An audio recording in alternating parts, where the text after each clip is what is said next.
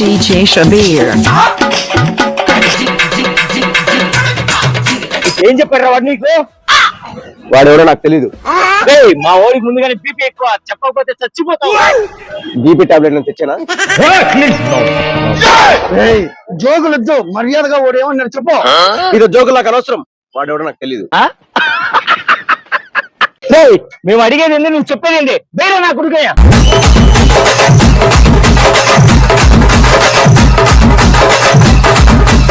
చెప్తావా ఇంకో రౌండ్ ఏమంటావా? వాడు నాకు చెప్పింది వాడు ఎవడో నాకు తెలియదండ్రా.